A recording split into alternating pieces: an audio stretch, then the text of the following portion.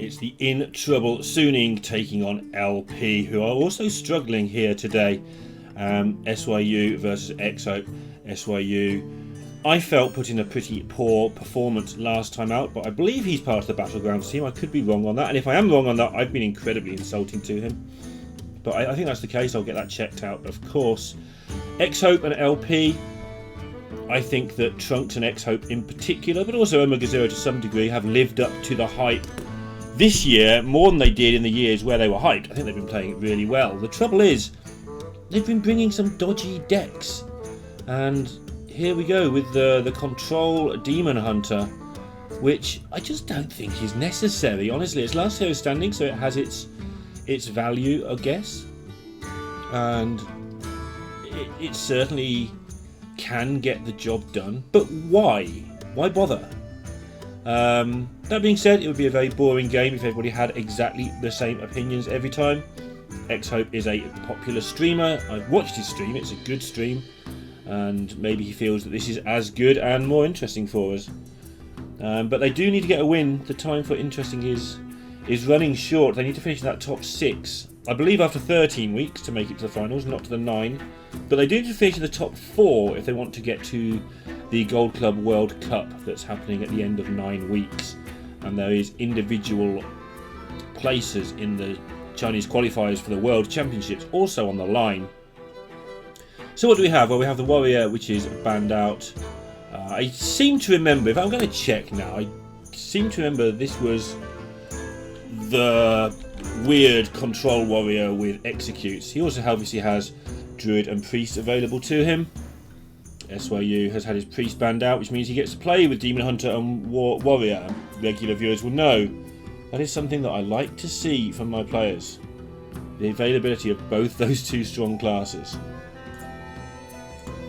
So just checking the deck list for you. If you hear me clicking around, that's why. Obviously, I usually have all this prepared before the show. Often you'll know that I do sometimes have to resort to have a look through.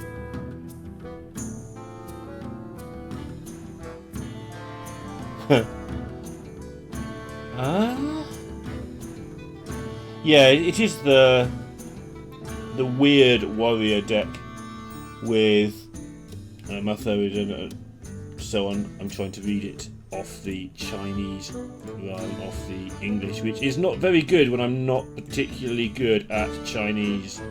I must improve in that regard. Mactherodon is the word I was trying to say. The interesting things with the Chinese names on the translation is they all make sense, but they don't correlate to the words I know. So sometimes that just throws myself a little bit. Like Execute is Behead, which makes perfect sense, except I read Behead and I'm like, what card is that? I don't know. And then I look at the picture and go, oh yeah, that's Execute. How silly of me. Anyway, we are into turn number 4. And the Druid has failed to ramp. That's always the big deal. However, normally would be happy that there are glowfly swarms about to occur. But this is not your Common or Garden Demon Hunter as I was referring to. This is a very different Demon Hunter. And Immolation Aura will just take this lot straight down without any problems. One card for one card it may be. But the Druid is geared towards only building maybe 6 or 7 boards in the entire game. If the Demon Hunter can clear those boards with one card, then that is fantastic news for them.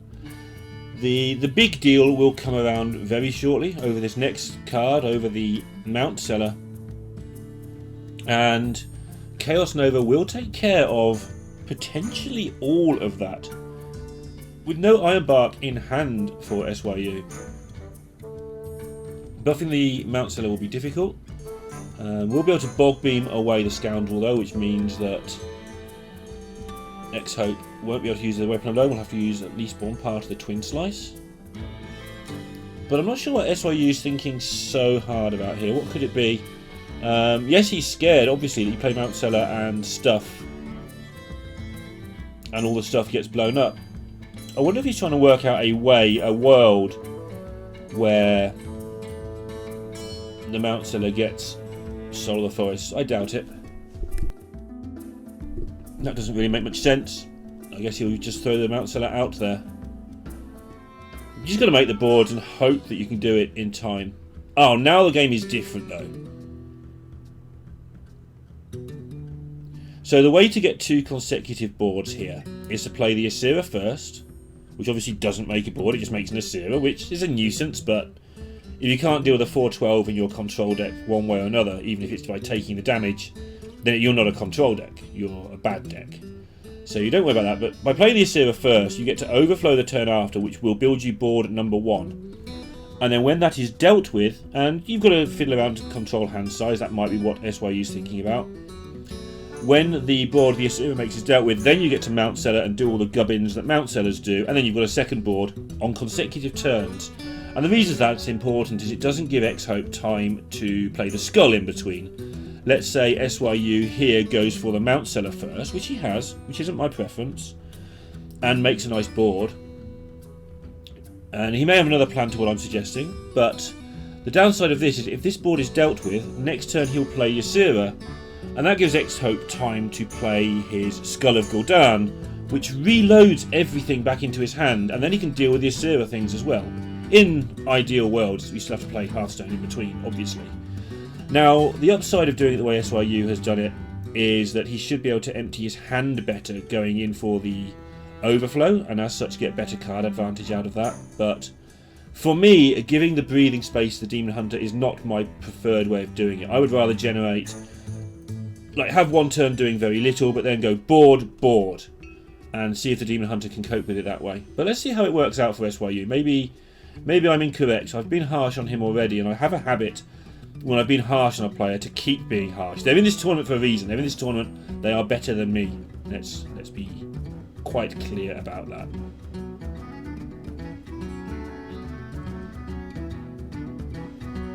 So here is the bit I was talking about. This is the chance for Xhope to do some stuff, and he has actually gone for the skull. I wasn't even sure if he needed to, and so nice to see that at least the things I was talking about came to pass. Now then, Druid is one of the classes with no trickiness for their Magtheridon 1/3 minions, whatever they're called. I probably should know, but I never have done. Mage has polymorphs, and Rogue has bounce effects and evolve effects. But Druid kind of stuck with these 1/3s on their board, which means the 12/12 is inevitable. And I've not seen the Magtheridon do huge amounts in this deck, but it seems that if you're removing loads of your opponent's stuff, you might as well throw it in there for the occasions, especially against Priest, the occasions where maybe you get lucky and they can't kill it. Now, a huge percentage of the time they can kill it, but when you can't kill it, it just wins the game in 1 or 2 turns, because taking 12 once from this thing, with all the damage from hand that Demon Hunter has, the one hit for 12 is often enough. So Xhope did choose to clear it this turn, get the 12/12 directly up now, and that's because this will challenge dragons that are coming this turn. So next turn it'll get to attack. Another reason why the ordering SYU made is not my preference, because had there been like a turn off first and then the 2 boards in a row, there wouldn't have been time for all these shenanigans to make a 12/12. Oh, SYU, overflow seems to be the only thing to do. However, he will overdraw if he does that, so maybe he'll play a 3/2 first just to make space in his hand, and he has indeed done that. And there should be some way of doing something else. He didn't use the power of the wild because there's a chance of actually using that to buff things with, should he draw Innovate, for instance. Just a generally more useful card. I picked up enough here. 2 dragons is not ideal, but he's done it very early in the game, so it's probably about the right number. I'm not a fan of this. Maybe I am. Let me work this out. So what he's done is he's instinctively ironbarked his biggest health minion, which does protect against the weapons and stuff, but it also means that you lose your biggest health minion and your ironbark to the 12/12 all in one go in some situations. However, if he'd say I embarked the eagle, let's go for the other extreme, his weapon would now just take care of the eagle, and then the Mugtheridon would take care of the 311, so probably doesn't make much difference. And this way, Xhope has been forced to work to get the 12 damage to face, which is what SYU was trying to prevent, but hasn't prevented it. But it does mean that the play was probably correct. Right, looking pretty grim. Mugtheridon's just getting this done. It's one of the first times I've really seen it connect. I mean, it's always been obvious to me that you might as well play it, but the actual connection rate is quite low for the card. You normally win with a huge weapon to the face over 2 turns, sometimes over 1 if you're very good at manipulating Zephyrus into giving you Doomhammer, but you've got to be good. I've seen it turn down in situations where it looks like it has to be offered, but it can be forced. Just very difficult to force it. Apparently leaving up 1 opposing minion is actually a good way to get Doomhammer, because it doesn't really think about the amazingness of going to face twice. It thinks more about the clearance factors. But Nosdormo here coming for SYU, and this can time out Xhope. This weird things happen when Nosdormo is generated here. Xhope has lethal, but look at all these animations. It's all going to depend on whether Xhope actually gets a turn of Hearthstone here. This was a known bug at the time of this game. You can see he's trying, he gets it in. I don't want to see a game designed that way, but I do like to see the panic on the player's face, as long as it doesn't actually impact the outcome. And Xhope does take a 1-0 lead. So the weirdness has paid off. That said, regular Demon Hunter probably just wins that, but even so, you know, you can only win the games that are put in front of you, and he won the game, so I cannot be critical. And SYU queues up the Warrior, and this is where the Demon Hunter of this variety is a bit better. I still think Warrior's favoured in this matchup. In fact, I still think Warrior's quite heavily favoured in this matchup. I think that's against the common opinion. I think the main opinion is that this is close to 50-50, maybe even Demon Hunter favoured, but the games I see regularly is that Demon Hunter has to fiddle about and the Warrior finds a way whilst the Demon Hunter's fiddling. It is certainly better than regular Demon Hunter against Warrior though. There are ways through. Let me just check this build as the Faceless Corruptor comes off the top for SYU. I seem to remember this was a fairly normal build with a couple of weird cards thrown in now I think about it. Yeah, it's 1 Faceless Corruptor, 1 Execute. And they're basically, as far as I can tell, because I don't think there's eggs, so they're in place of... What are they in place of? Greenskin and the second Corcoran Elite. I can't argue that. It's tech. Faceless Corruptor's pretty good. Seen it in a few of these decks in the Gold Team Championship actually. And 1 Execute. We all know that Warrior struggles against those big minions, so 1 Execute just makes sense to me. I don't think it works. Like, having played a lot of this deck, I can hear you all now. You're shouting, why, Lorinda? Why wouldn't you play Execute? It's just one of those things that when you play the deck a lot, you find you don't end up using the card. If I wanted to put it into better words than that, I'd be lying if I say I could explain why. But it's obvious to me you play Execute, and I've played Execute, and then it becomes obvious pretty quickly that it just sits in your hand.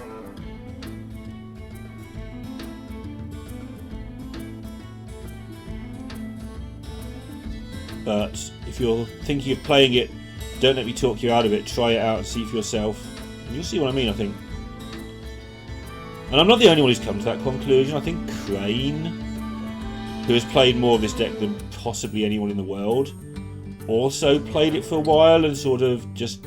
I think he came to the same conclusion as me. I think that undescribable, not playing it things of not much use to commentate on reasons.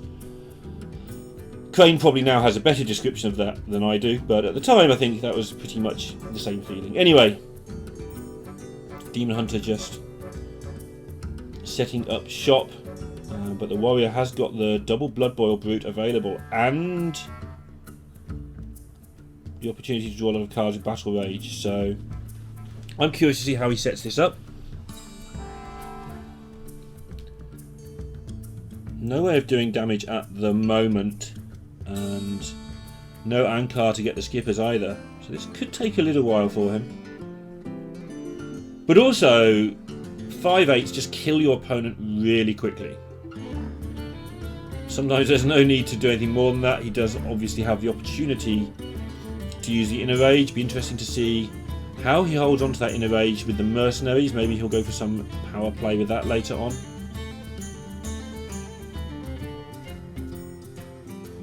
So I'm working on the assumption, as I keep saying, that I think SYU is more of a Battlegrounds player than the Constructed player. And I'm also working on the assumption that he's very good. What you'll find with players who don't get to commit 100% of their time to Constructed isn't that they're not good, it's that their wide knowledge falters a little bit. So they're still going to mechanically play well, they're still going to have good ideas, but let's take for instance the interaction in Priest versus Rogue, where you can Morazond your opponent's wand if you wait as a Priest until the Rogue toggles. Those sort of things are the sort of things that just vanish when you're not the featured player, when it's not your main job. It doesn't mean that he can't play Hearthstone, it's just you lose little touches of nuance. As you're seeing here, he's playing this absolutely fine. This board is dealt with, this game is dealt with pretty much. There's a Soul Cleave available.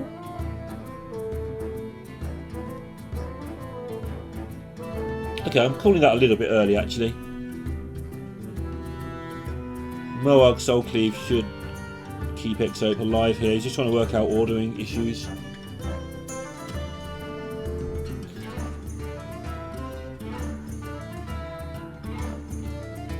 There's lots of things going on here. He would really like to survive with playing the I-Beam. Not because it's necessarily the most health gained now or the best situation afterwards. Yeah, SYU's like, wow, ouch. But playing this I-Beam gets him towards the Skull of Gul'dan, which is the big prize for that turn. Obviously the Soul Cleave would also be good, but you can use that again later.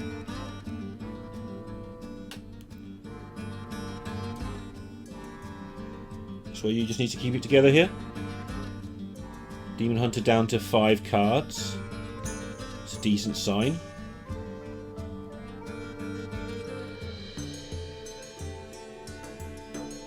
I'll work out how to play this one.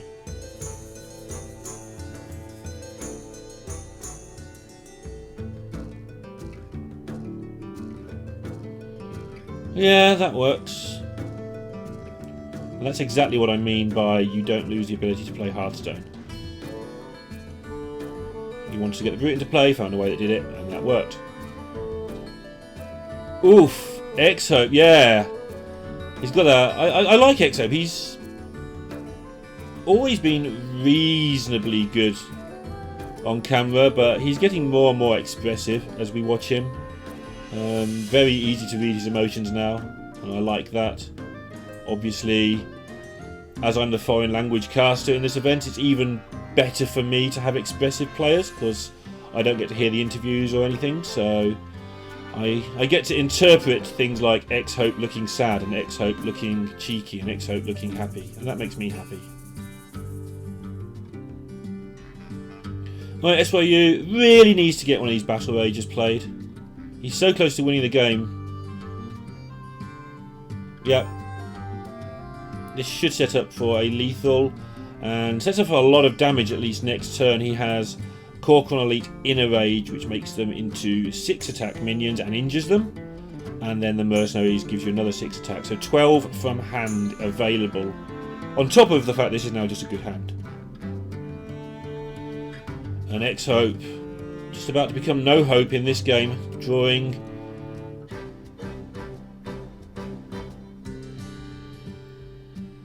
So he can gain quite a lot of health. with the weapon and the slice. Probably play the scoundrels first, but he does need a bit of a plan for these.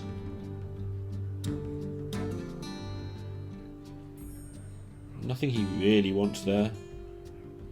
Takes the mana burn because SYU's just drawn a load of cards and will probably want to play them, so restricting their movement makes a bit of sense.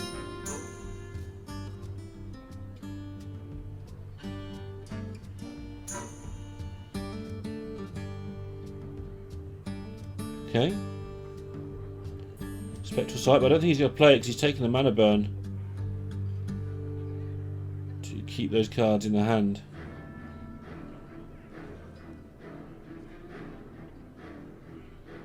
Down to 8. Down to 7. Didn't go for the health gain, which was an option. Oh, I guess he... Yeah, of course, he gets the extra attack. So he does get the health gain, but it's not going to matter. SYU... It is going to matter because of the mana burn. Though I just described exactly why it matters.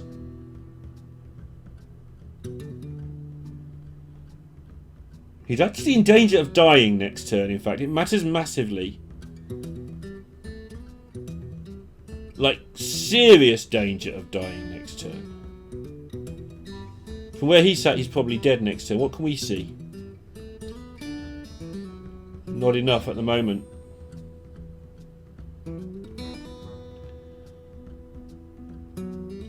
Is he considering enraging one of these scoundrels and killing it off with a brute just because he still has lethal through that crap next turn?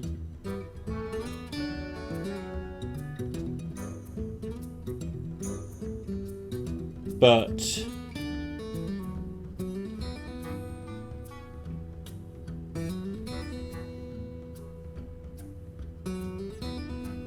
he's just passed.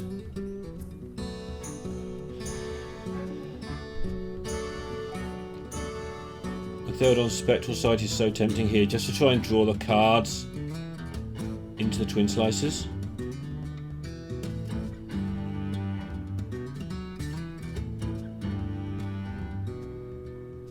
But Xhope probably knows he's dead. Don't forget now, with a second inner age, that'll go up to 16 next turn.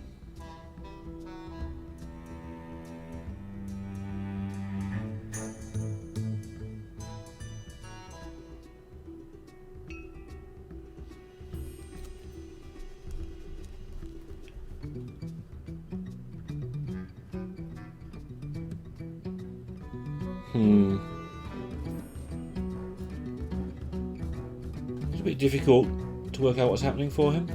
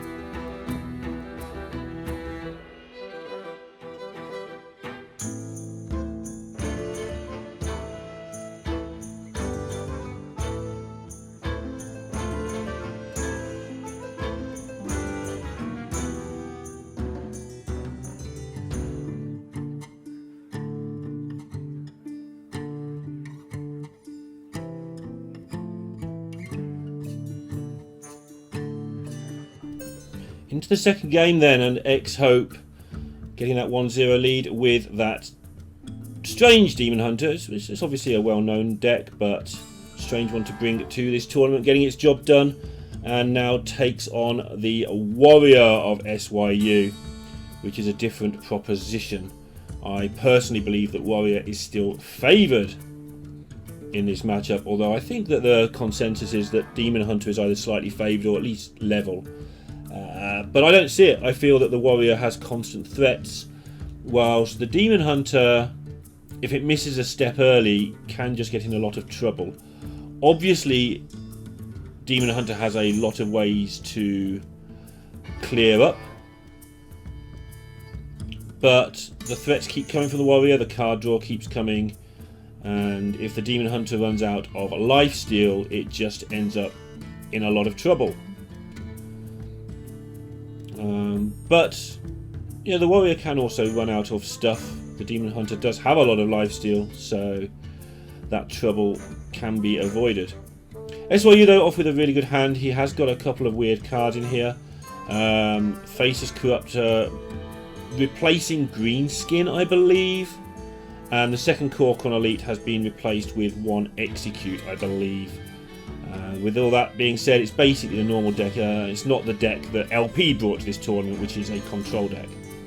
This is still your Pain Warrior, I guess, is the most common word for it. There's no eggs in this one, I don't think. It's just straight up make things hit your opponent with them. All revolving around Risky Skippers and Bloodsworn Mercenaries and buffs. So Xhope here, his game plan with this deck, I didn't really talk about it much last game, I was talking about the players, but the game plan is to make a huge amount of attack value and then hit your opponent with it in 1 or 2 turns. There are ways to generate Doomhammers later on with Zephyrus, but those ways are difficult and you need to know them. And even people who regularly play this deck don't seem to do that. So Xhope is actually just playing this out here as a speed bump, maybe considering that he'd like to draw those cards later on with a skull, not maybe necessarily thinking he's going to get through his hand, so making some hand space. And experience will tell him, presumably, that he doesn't get far enough through his deck to use the Zephyrus, something like that. That's why you're choosing not to kill it. Shows that he feels his role is that of the aggro deck here, which it is. Especially though, would have had better things going on, but he can just kill it off here now. He's picked up this Rush Lackey. Xhope's not impressed with that. It's only a little bit of damage extra, but it can come pretty close to the wire in the control decks, so he'd rather that hadn't happened. Going to cost him a couple of swings now. I do like how expressive Xhope has become. It makes it easier for me as a foreign language caster to convey what the players are thinking. I don't get to hear the interviews, or I could hear them if I wanted to, but I wouldn't understand much of them. And I'm sure that if I really got into it, people would send me some help to do with interviews, but I'll save that help for bigger weeks or bigger tournaments than this. I get a bit of feedback from the likes of Benage and Archangel and Zelno with regard to this tournament. They're all very helpful for me. Check those guys out on Twitter. Quite a lot of damage already coming in here from SYU. Most of it's done by Xhope to himself though. He's got plenty of health gain available to him, so he should be okay for now. But this is why the Faceless is in the deck. It's just an extra bit of pressure that is going to give Xhope a really tough time, and he should be okay. He's got the Moag and the Soul Cleave. Also has the I-Beam available to him. Interesting to see which way he goes. The Moag Soul Cleave will gain him a lot of health. I-Beams cast for 3 aren't people's favourite things. Could also put the slice on his weapon, but that then starts becoming awkward. But the advantage of playing the I-beam would be that he starts to dig towards the skull. Yeah, so this isn't necessarily the most efficient use of the I-beam, but he is starting to run low on cards. He doesn't really want to have to I-beam just randomly, so he's getting the best use out of it he can. Doing 6 damage to something that's got 6 health is the most efficient you can do. And it's dug him towards the skull. Next turn, he'll be able to get his weapon back, skull the turn after. So one of the skills of playing Demon Hunter very well, instead of just well, is to have that foresight as to how to free up your outcast cards. Sometimes it's fairly straightforward, other times you have to make a decision like Xhope just did. Because now he's got a soul cleave that's sitting around being a bit weird. But it's not so important to him. SYU. Finding a good way to get this done. Doing the injuries first, and I think while I've been a little bit harsh on SYU's play because he's a Battlegrounds player, well, it's not that he's bad. Look at that play he just made. That's super Hearthstone. It's just that you lose that bit of nuance that you have when you play all the time. Maybe if he was playing against a rogue with a priest, maybe the sort of thing you don't know is that you can Morazon the wand. You don't think about it until it comes up, and by then it might be too late. You might have already used your Morazon, but your opponent plays the wand, and it's a mistake you only make once. But if you're not playing regular, or as regular standard as maybe you could be because you're playing the other event, and the Battlegrounds is a huge part of the Gold Team Championship, so he's not doing anything wrong by doing that. You just lose those bits of nuance and maybe cause you to make some suboptimal plays at times. But he's looking good today. All his plays are looking sharp with this deck. Xhope's not very happy at all. We can see here SYU does have the combo in his hand for next turn to win the game as well. Corcon Elite and the Bloodsworn Mercenaries available with an inner rage. That's going to be 12 damage and will be lethal. And Xhope having to dig for answers here. Double Scoundrel weapon. A bit of health gain available to him if he wants to. Not ideal. He'll know that he's in trouble. He won't know what trouble he's in. That's one of the troubles, one of the problems playing against Warrior. Like if it's Grommash in a rage, you've got to get over 12 plus clear the 2 minions out. That's over 14, so 15 or more. As it happens, it is 12 he's facing down in a totally different way.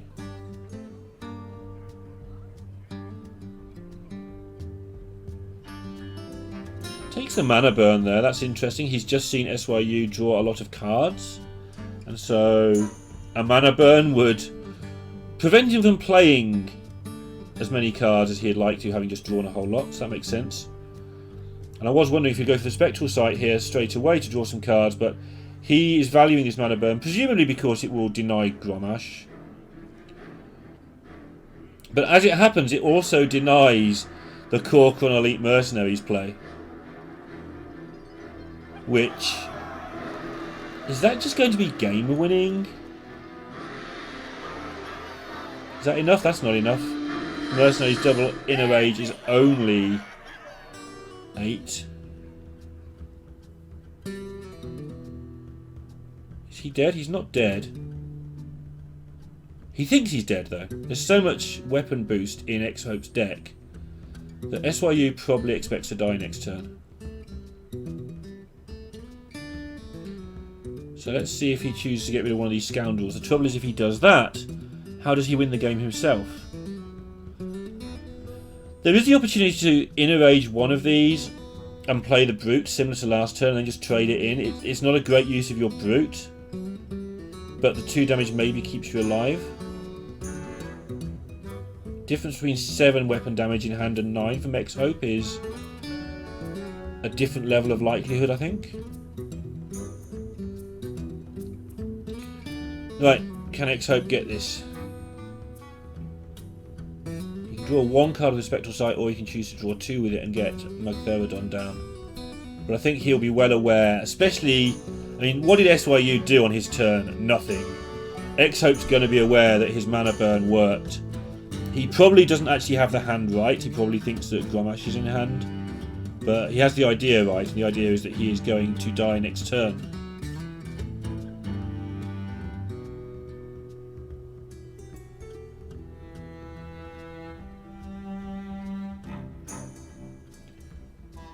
He's got to work out what he can beat and what he can't. Can he find lethal here? It doesn't look very likely that he can find lethal, actually. See what his desperation play turns out to be. I think he knows. I think he's not just suspecting, which I would be suspecting it. I think he knows. I think he knows that Mana Burn did the work, and now he has to finish the game. I think he has to dig. I think he has to Spectral Sight and try and find something. I'm not sure which answer he's looking for, but he's chosen to only go for one card.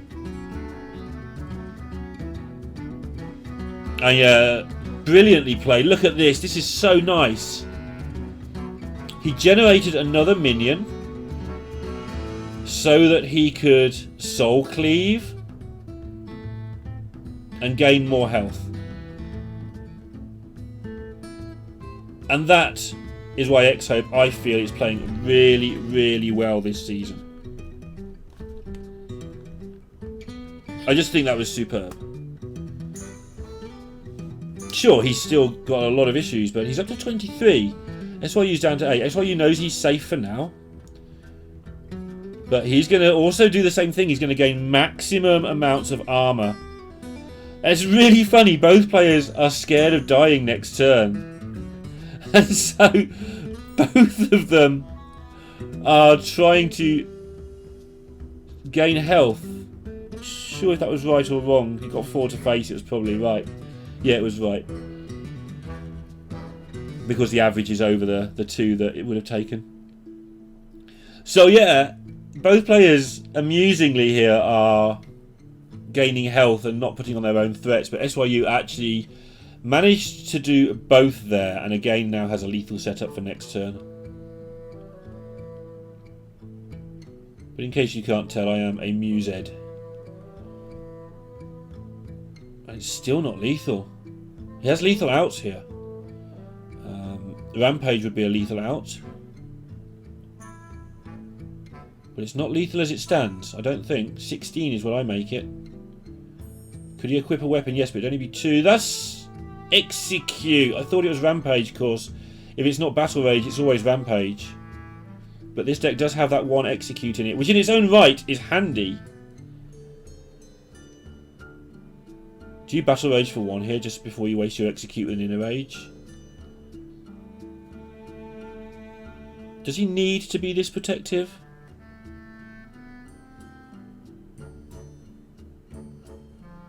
Nothing else really works.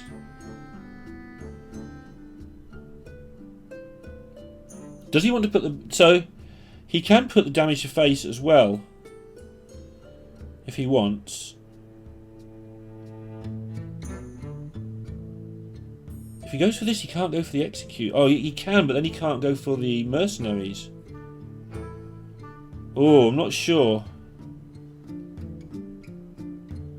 I am not sure about this.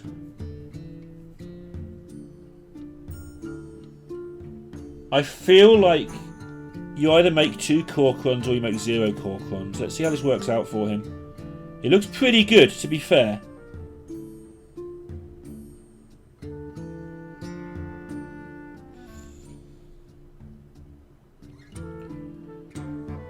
Xhope can clear, but it's absolutely awful looking.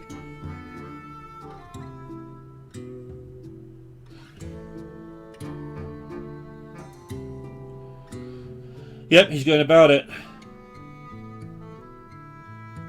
Just wants to get these extra cards. Both players struggling for cards. Both players struggling to get this last bit of damage. I'm not even sure who that favours. It favours whoever's go it is that has got something to do.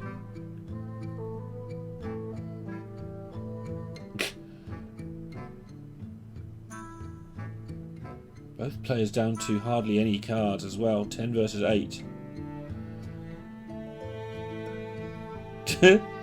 And doesn't even get to play the Thalnos. Concerned sip of whatever his favourite drink is there.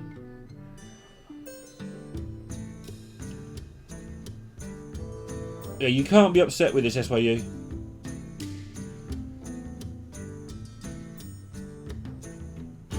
Ankar seems to be the play here to me. I think we've only seen one skipper. Like, this game has gone on forever, it feels like. So we may have seen both, but I want to Ankar, find a skipper, and then next turn skipper Grom and beat my opponent. I don't like seeing these Bloodstone mercenaries just sitting there chilling. That's not making me happy at all. And I do feel like SYU has... He's shown some good moments in this game, but I think he's made a bit of a tangled mess of some of it as well.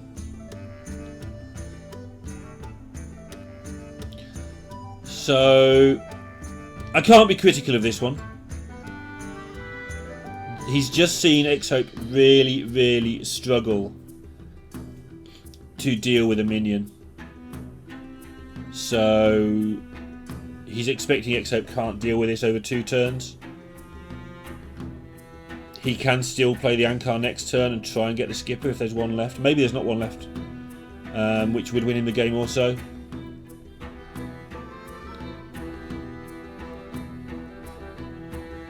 So yeah, maybe this one's fine. But that mercenary should not be in his hand. I don't know when it shouldn't have been in his hand, as he does set up the lethal, because Xhope had to play a minion. And I'm not taking it that the mercenaries winning the game there means they should be in hand. I feel that SYU played okay, but maybe got a bit tangled. But I'm being very rude to the man. He's won a piece with one of the best players in the world. And he now has the warrior into the priest. I'm staring at that Volpera scoundrel thinking, the Demon Hunter just lost, the Demon Hunter just lost, the Demon Hunter just lost. Why is it back? It's last ago standing. But yeah, it's in his priest. So I'm going to have a quick look through his priest. Also has a Reliquary Prime, which is always my favourite because I can't say the word Reliquary very well. And it is the Highlander Priest, as you would expect from such a weird opening hand. And yeah, apart from the Scoundrel, I don't think there's anything weird in here. Nothing jumps out, as I've mentioned many times. Sometimes you see a card like Thorn's Gang fighting and think, okay, well, not quite sure I know what that is. But I'll know it when I see it. But basically it's a fairly straightforward Highlander deck. I recognise sort of 27, 28 of these cards.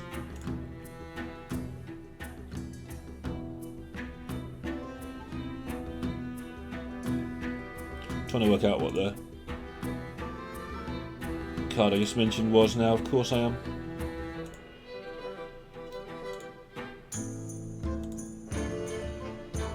I actually think it's... no, Thought Steal is Mind Stealing. Oh, it's... no, Penance is Penance.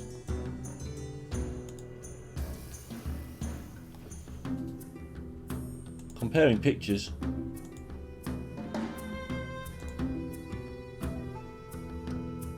Honestly, I'm struggling to work this out. I think it's Envoy of Lazur. But that doesn't really line up. Usually the words make sense when I see them, and the image also doesn't work. I don't think it is that. I don't know. I don't know what the card is. That's really scaring me. Must be a neutral. I'm going to waste time on this, aren't I? But it is a priest versus warrior match, so I don't think you're missing anything while I work out what this card is.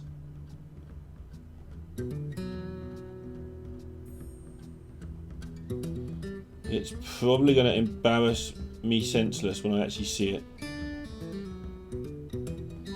And you probably already worked it out. It's a 2-drop that I can't place.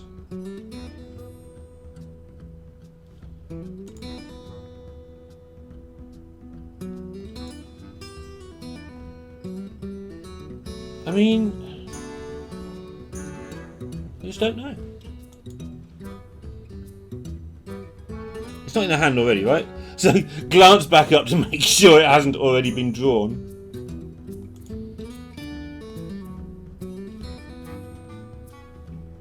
You're just going to have to wait and see. I'm sure it will come about, and I'm sure it will be obvious.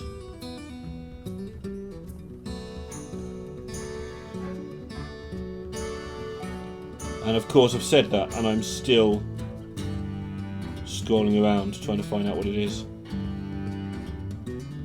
For the first time in my life, I'm just hoping that Priest game goes really, really long, so I can see the whole deck.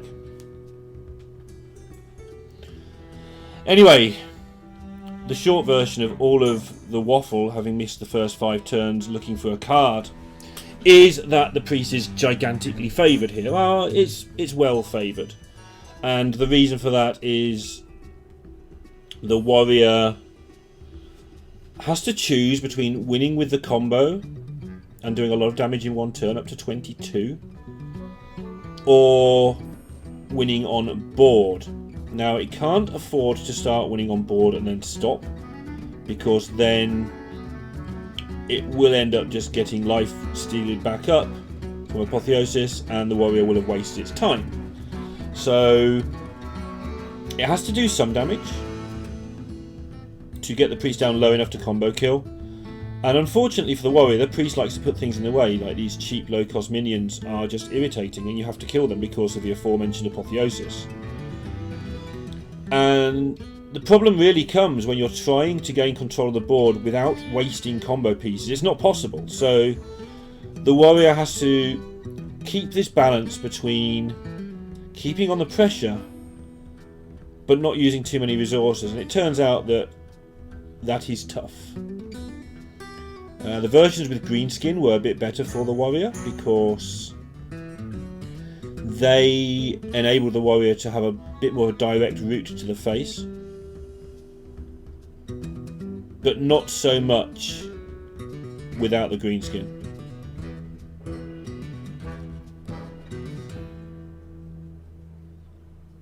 As you can see, SYU having a think about his decision. He doesn't need armour, so he can face as the armour smith if he wants to. But this allows him to... I was going to say it allows him to kill a Sandhoof, but he's going to go the other way.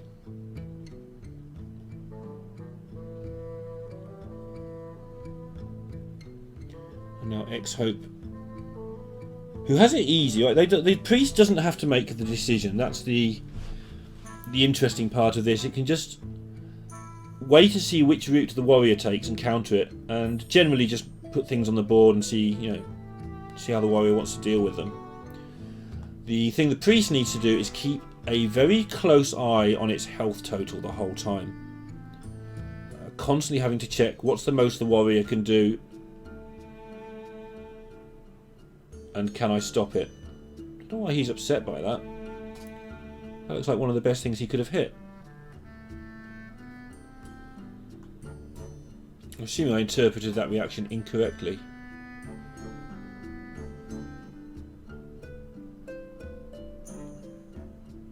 Let's heal it. Warriors struggle, as I've said multiple times, to deal with high health minions. But do you want to let the 5-1 die? It's a tough choice, actually. Chooses to heal his face.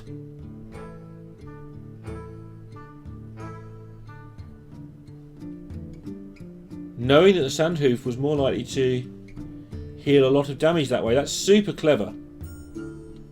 If he heals one of the minions, he has a 50-50 of the Sandhoof healing 1. Or maybe less. But this way it was always going to heal 4 on itself or 5 on the Grom. That's super nice play. Xhope really is making all the little decisions count.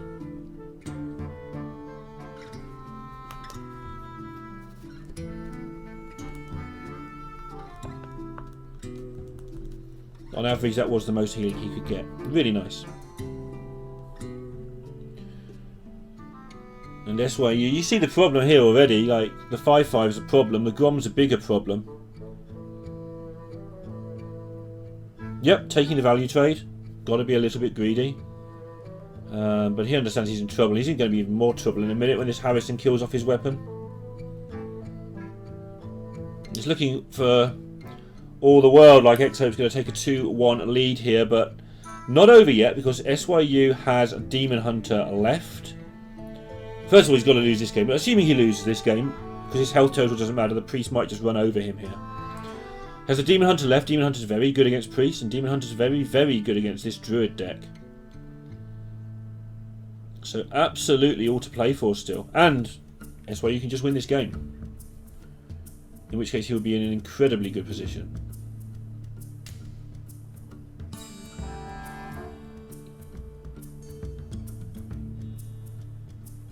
So navigating through carefully. The Armorsmith doesn't matter in this matchup. When the Priest wins, it wins. It doesn't really have a necessary win condition. You tend to find that the final play when the Priest wins is usually with the Priest just having one massive board that kills the Warrior in 1 or 2 turns. It doesn't usually go that far. The Warrior usually knows when to concede. Sometimes Warrior has to hang in there in case it happens to find an exact sequence of cards to win the game. You can see here with the cards that SYU is collecting, that's a thing that could happen. And this is what I meant earlier about decisions you have to make as Warriors to keep the game going. And you can see SYU is not enjoying this. He can copy this Armorsmith with the skipper, with the mercenaries, and draw a lot of cards with the Battle Rage, or he can not do that and still have a mercenaries left.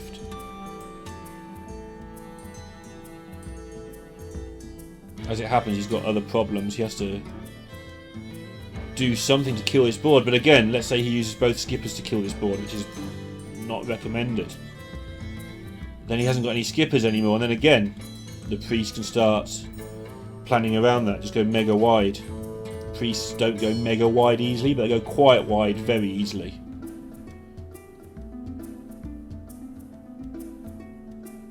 Yeah, and SYU is struggling to come up with a game plan here, and I'm not surprised. I think he's played for full-on combo, which tends to struggle as a plan. And as a result, he's not using any removal, which means he is just not having a board at any point. Xhope's on 29, he knows that's a safe number. So he can afford to develop once again and again. He could use mana efficiency to have developed the Swampoos, but what he's choosing to is just get big things on the board. Big numbers, and now he's going for the Armorsmiths.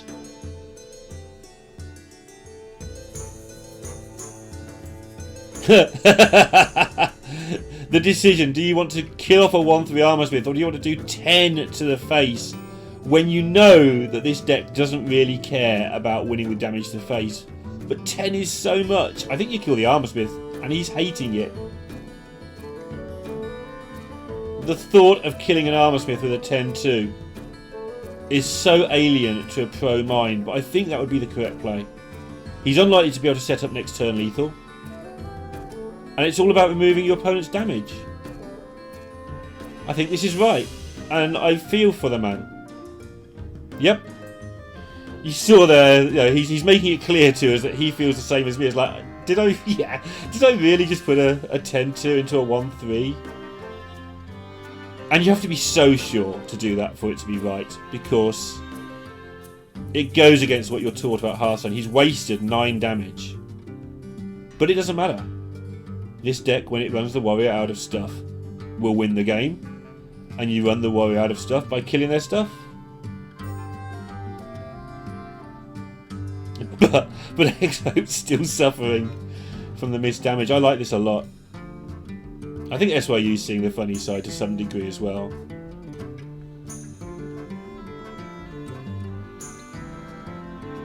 Alright, what can he find? This Grom has done a lot of work for Xhope.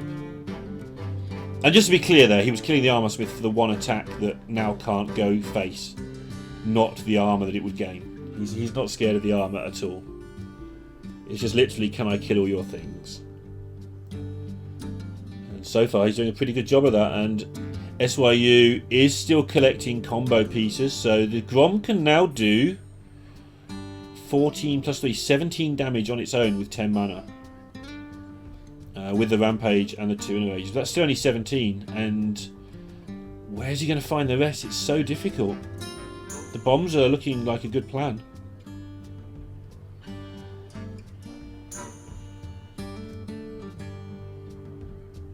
So this is a Holy Nova coming in. Interesting to me that he didn't play Bone Wraith first to defend against the bombs. But I assume he'd mathed it so that he wants this to not take any damage, so it gets in the way of weapons and such like. And maybe he figured that if he takes 4 damage to face, he's okay. And these taunt minions are also irritating when you're trying to OTK or 2-turn kill the priest. They're just annoying. SYU, weirdly, is running out of options. I've been here. This whole hand doesn't do anything. This is where he's going to have to break it up. At some point very soon, give up on the combo just to get through the board.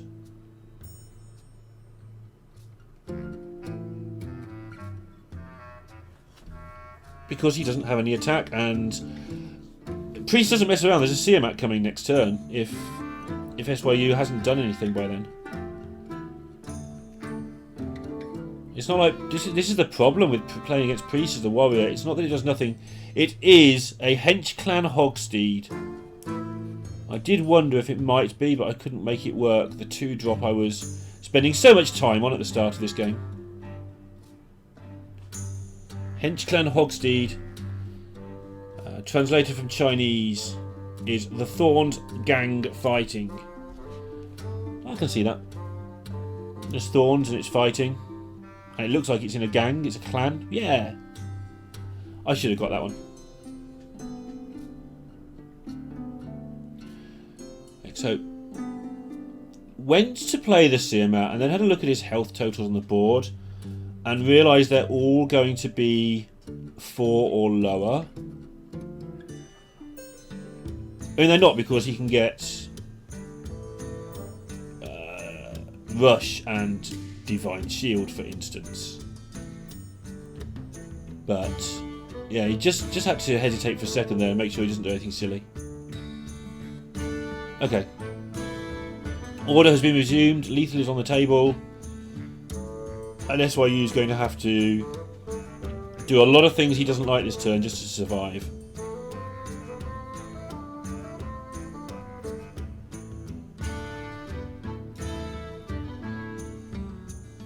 And he's still going to have a chance to win the match. Demon Hunter into Priest is a very good matchup. Demon Hunter into Druid is a very, very good matchup. He should be okay. Well, not should be okay, but he should have a fighting chance. You never want 2 60%. It works out at 36%. That's not where you want to be. I actually think Demon Hunter gets Druid more than 60% though. I do think it's massive. Let's go quickly check the Druid, because it matters if they have dragons or not. He does have dragons, so okay, that's probably more like 60%. Spell Druids, you can pick a number that makes sense and I'll add 5 to it for you.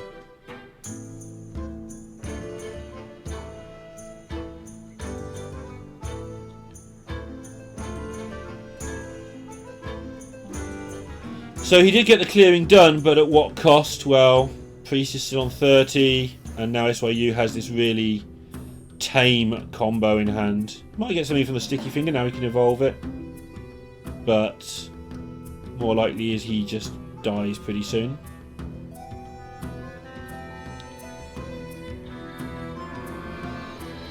Interesting that Xhope did make another minion rather than play the Hogsteed. That's because he's so low on attack. Having the minions on the board is just nice. It just helps you control the board. It's not so much about the lethal, that will come. Would be interesting to see what would have happened if he had played the Grom to the face earlier. I think he may have won this game by now. But again, it's not a criticism. I think he did the right play. It just looked very strange. And that's where the top players separate themselves out.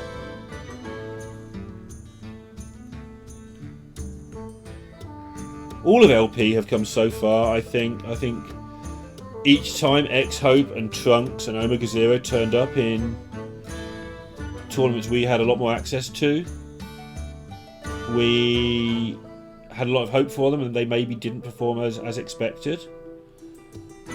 And yet, in this tournament, Xhope and Trunks in particular have looked fantastic to me.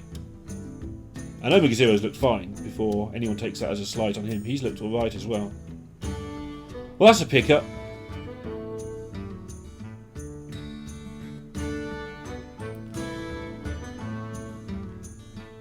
He wants to use the Soul Mirror, I would think, here, but there's a 110 on the board. So Plague's probably better. That's why he's down to 6 cards as well.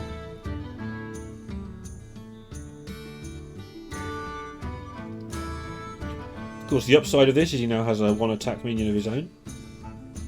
His opponent on 6, it's something.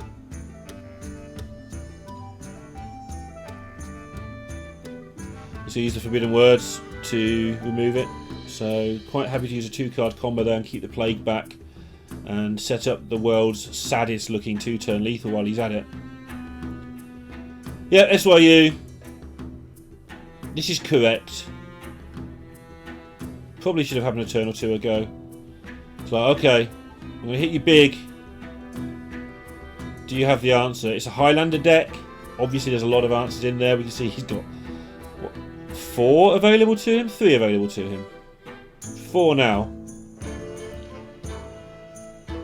And the answer instead doesn't answer the Grom. Instead just kills his opponent with the Zephyrus and goes to 2-1. But as mentioned, it's not quite over just yet.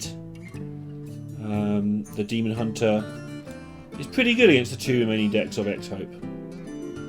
That's why you find a good curve. Well, Xhope's mulligan has just gone pretty horribly. No removal at all, so if SYU can find some sort of curve, he'll be okay.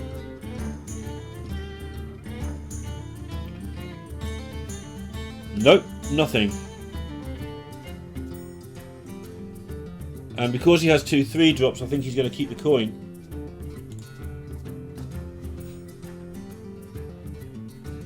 Yeah, this is the correct play. It just feels so bad when you have to do this against Priest. So probably does nothing here. He's got the Hogsteed available. He's going to play it.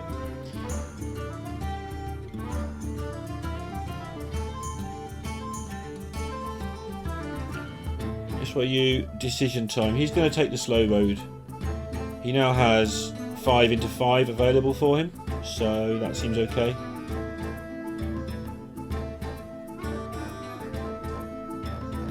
And I think you play this Mind Flayer. It's just so sad to play it on a 1-1, but just having things on the board is the essence of this particular battle. Freeze it, hit face, that's it. And swing with a weapon, I think, is correct here. Maybe he's going to take a different route to this to me then. I would have been swinging the weapon because next turn I'm playing Coin Warglaves. I can't think of a situation where I wouldn't. I'm sure those situations exist. I want to set up my Gladebound Adept. I want to Warglaves the Mind Flayer down and go face and then start adepting the turn after. There's a lot of weapon destruction in this opposing deck. Well, there's a Harrison, an Ooze, and a Zephyrus. So you want to get a lot of swings out of your weapon. Going for this way. Try to develop 6-4 earlier than I would have. This is probably correct now I look at it. With the second one in hand, we'll see. But at least he had a plan. That's the part I was interested in. If he'd played the Warglaves this turn, it would have meant he wasn't thinking ahead, but he clearly was thinking ahead.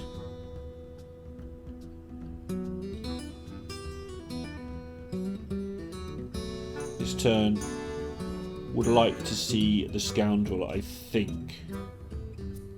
I think you want to keep the second Shadow Reaver for a big thing later on.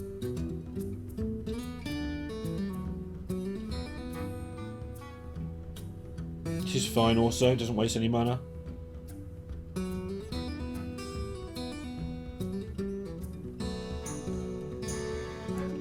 And tough turn now for Xhope. He's taken quite a lot of damage, but the real problem is he's going to take an absolute bucket of damage this next turn. And how much damage is coming in, because it matters as to whether you play the first part of the Twin Slice. Your 2-turn lethals matter here. You're always spending 5 mana on your Glavebound Adept, so you're always doing 11. So you're putting it to 9.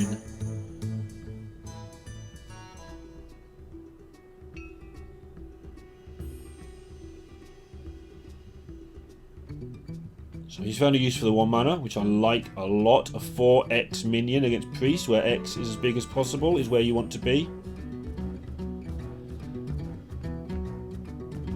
And it's going to be Wind Fury Rush. It's just going to leave 4 attack on the board, but the Twin Slice that SYU has in hand, oh yeah, Twin Slice would have been enough anyway. But now he's got as much damage as he likes. He goes to 2 games each in this crucial match, especially for LP. But Suning, you know, can still claw their way back up the table as well. And beating LP, they're one of the teams they need to overtake. This would be a big deal for Suning if SYU could get this done. And again,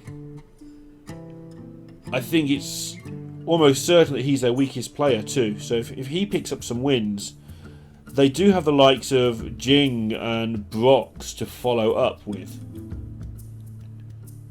So if SYU's picking up wins, that's good for Suning. And he does have a favourable matchup going to this last game. The Druid. It is the Dragon Druid, so it's not as favourable as normal, but it's still a nice encounter. And Xhope's hand needs a dragon urgently. SYU, just play it. If he doesn't play the Beaming Sidekick, I will see how it develops. But just put a point of damage on the board. You're favoured, but you're favoured because you do damage to the opponent. I think playing it is good, but again, if he doesn't play it, let's see what his plan is. He doesn't play it, so let's see where he ends up using it before I go in on this one. But I like to play it. I think you just want to get any chip damage you can. You quite often find that your opponent plays a dragon and you play a cane, and that's your last swing, and good luck. Or your opponent plays Mount Seller Ironbark, you play your weapon and buff it, and you hit the Mount Seller several times, and your board gets through with your weapon, and that's your last turn. But also, Beaming Sidekick buffing, let's say, an Overseer, and keeping it on the board so it doesn't get crystal powered, can generate you another 2/2 or 2 more 2/2s or something, and maybe they do the damage. It's not as clear as just hit you for 1 more. Right, payoff turn coming up. Now he has to really get going. He hasn't done anywhere near enough damage, but Xhope hasn't gained anywhere near enough mana, hasn't ramped. So SYU now can still make hay, he can still make this work. No weapon is what's really making life hard for SYU. If he had a weapon, his hand would be so much better.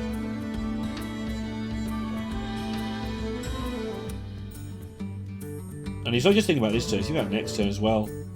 Like, the first thing you look at here is Overseer hero power. But the problem is, what's your next turn? Your next turn's garbage if you do that.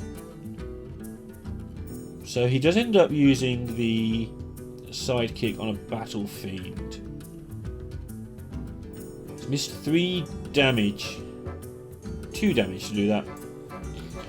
Well, the Battle Fiend's likely to connect for extra damage because of the sidekick.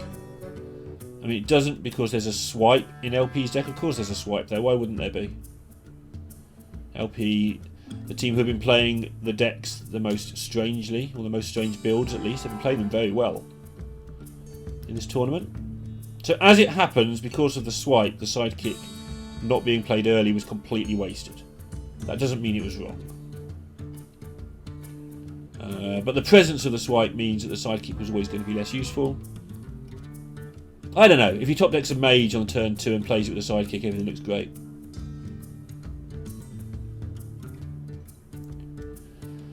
Right, Xhope still not getting any ramp, but now has double crystal power to start taking care of things. Hero power to take care of the sidekick. Like, neither of these two decks are doing what they should be. Xhope is limping very close to an overgrowth. But there was no point double innovating for it, because what do you want to do after you overgrowth, assuming there's no Asera in play, is play your Mount Seller turn with all your new stuff.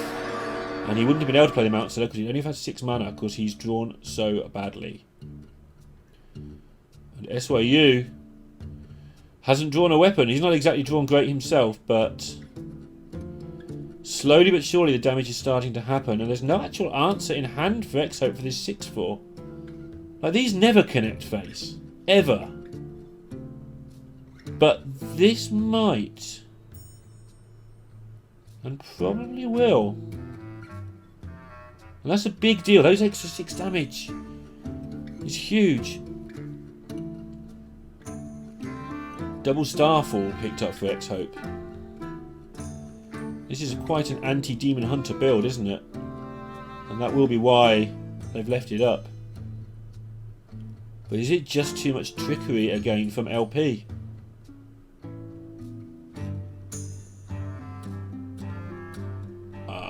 Do you Metamorphosis, or do you get another 6-4 in play? Given that you've just seen that Xhope can't deal with a 6-4. But you also know that next turn's Mount Seller turn. I think I like this. It's unlikely that you're going to kill Xhope in the next 2 turns with just the Metamorphosis, so you might as well kill them the 2 turns after and try and connect another 6-4 to face.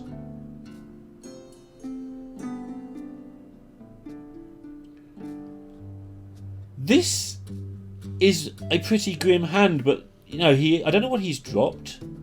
Let's see if I can find out before the end of the game. I don't know what he's dropped for this. Double swipe, double star fall.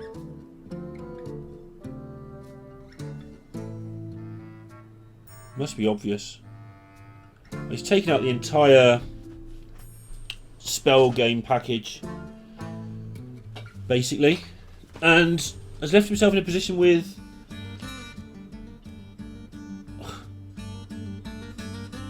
no clear answer. I think he has to play Mount Seller here and buff Innovate. It's only 2 chances to get a Griffin. Griffin being 1 in 15 each time. Oof. This is not looking good at all for LP. Suning are going to get a game back on them here, I feel. And he's not only that, but Xhope's taken so long. Even if he draws his way out of it now, he's not going to actually get to play the cards. I don't think there's anything he could get anyway, but he is just going to be killed here. Metamorphosis plus the 1 damage from the weapon.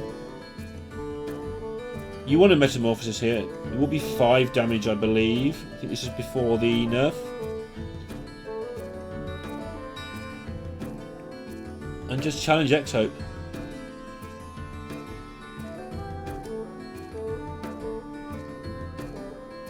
What's the other option? He's just taking his time, right? Because he's amazed that he's getting this close, and he's going to do it. We've seen the 2 crystal powers to take care of the satyrs earlier in the game.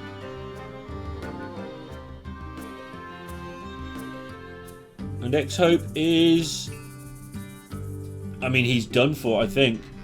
Is there any reason to even go for this? He's burned his Malagos.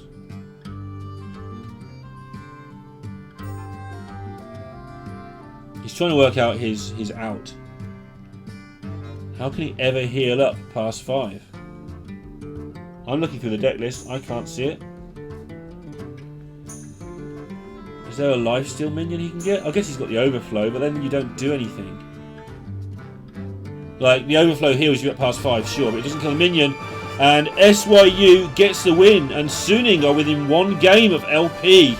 Maybe they're clawing their way back into the league.